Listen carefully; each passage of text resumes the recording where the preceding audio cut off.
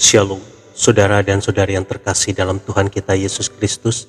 Marilah kita luangkan waktu beberapa menit untuk berkencan dengan Tuhan saat ini, agar dari hari ke hari kita semakin dekat dengan Tuhan, sehingga hidup kita semakin diberkati dan menjadi berkat. Bacaan dari surat Rasul Paulus kedua kepada Timotius, bab 3 ayat 1 sampai dengan 4. Ketahuilah bahwa pada hari-hari terakhir akan datang masa yang sukar. Manusia akan mencintai dirinya sendiri dan menjadi hamba uang. Mereka akan membual dan menyombongkan diri. Mereka akan menjadi pemfitnah. Mereka akan berontak terhadap orang tua dan tidak tahu berterima kasih. Tidak mempedulikan agama, tidak tahu mengasihi, tidak mau berdamai, suka menjelekkan orang, tidak dapat mengekang diri, garang, tidak suka yang baik, suka mengkhianat, tidak berpikir panjang, berlagak tahu, lebih menuruti hawa nafsu daripada menuruti Allah.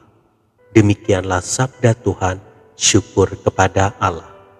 Saudara dan saudari yang terkasih dalam Tuhan kita Yesus Kristus, suatu kali beredar di dunia maya sebuah foto yang menunjukkan seorang pria hendak bunuh diri dengan melompat dari sebuah jembatan penyeberangan dekat Golders Green di London Utara.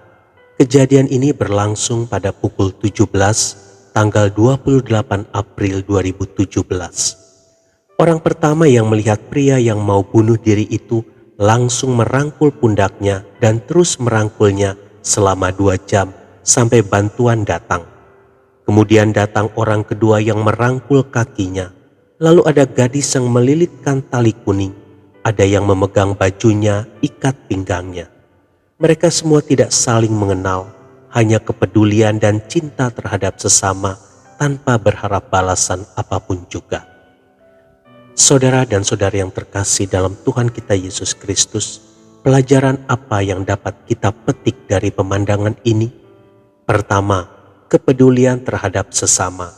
Kepedulian adalah wujud nyata kasih kepada sesama. Orang-orang yang berusaha menyelamatkan si pemuda yang mau bunuh diri tersebut tidak ada yang mengenalnya. Namun mereka dengan sigap turun tangan membuang waktu mereka yang berharga karena saat itu sudah sore dan semua orang sedang menuju rumah masing-masing setelah lelah seharian bekerja. Dengan berbagai cara mereka berusaha mengamankan agar si pemuda tidak bisa melompat hingga petugas damkar datang menurunkan pemuda tersebut dengan kren. Kedua, bunuh diri bukanlah jalan keluar dari masalah yang sedang kita hadapi. Sepertinya masalah yang di dunia ini menjadi selesai ketika seseorang bunuh diri.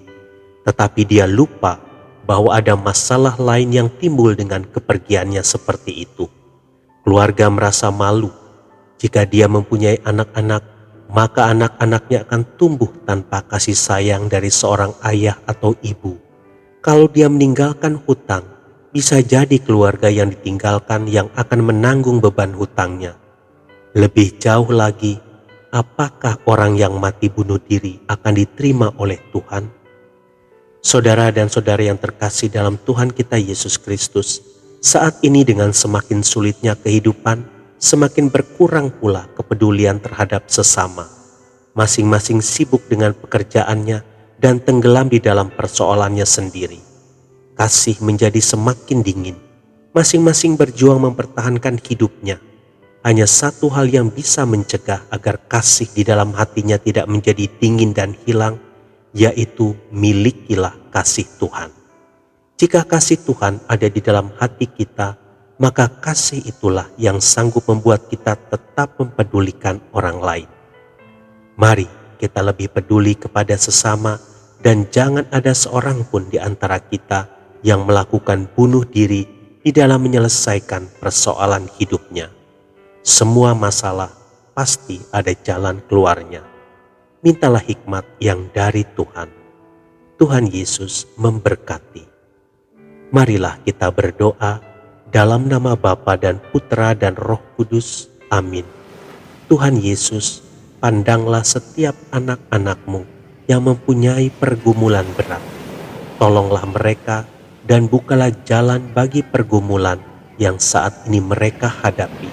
sehingga hati mereka tetap tertuju padamu. Amin. Dalam nama Bapa dan Putra dan Roh Kudus. Amin.